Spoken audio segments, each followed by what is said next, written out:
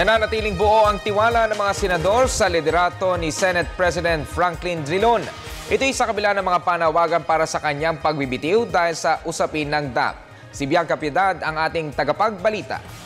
Tiwala pa rin ang ilang senador sa liderato ng Senado sa kabila ng mga batikos kay Senate President Franklin Drilon at panawagan na magbitiw ito sa pwesto matapos umamin na tumanggap siya ng 100 milyong piso sa ilalim ng Disbursement Acceleration Program o DAP.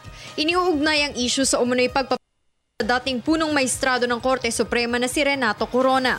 Ayon kay Senate President Pro Tempore Ralph Recto, walang dahilan para magbitiw si Drilon dahil nasa kanya pa rin ang tiwala at pananalig ng mayorya ng Senado. Wala naman basehan palagay ko for the Senate President to resign. He was elected for 6 years, diba, in the Senate. No? He enjoys the trust and confidence of the majority in the Senate, diba? A huge majority, no?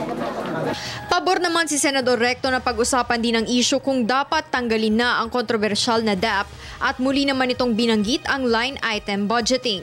But if we do the budget properly, by as much as possible planning properly, by line item putting a line item the budget para maliwanag what project will go to where and how much, magiging maliwanag sa taong bayan. Nilinaw din ni Recto na mahirap sabihin na ilegal ang DAP dahil marami ani ang batas na nagsasabing may karapatan ang Pangulo na mag-realign ng pondo o savings para sa iba pang layunin. Samantala, hindi naman ani ang nakaapekto sa liderato ni Drilon ang hindi nito pagpirma sa supina para sa itinuturong utak ng multibilyong pork barrel scam na si Janet Lim Napoles. Nanig lang siya sa recommendation ng Ombudsman. Nasa tingin ko naman ay pakinggan din natin, ano?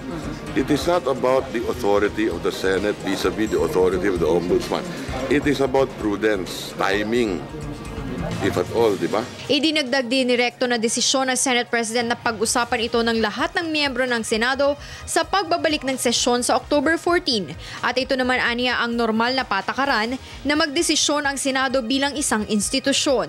Naniniwala naman si Senador G.V. Ejercito na masyadong maaga kung ipapanawagan agad ang pagbibitiw ni Drilon. Gayong maaari naman aniyang bigyan pa ng pagkakataon na depensahan ang sarili nito gaya ng ibang akusado. Palagay ko hindi pa naman siguro panahon dapat na mag-resign si Senate President Drilon. Kinakailangan meron na talagang concrete evidences na kung ano man ang pinaparatang sa kanya. Para sa Telebisyon ng Bayan, Bianca Piedad.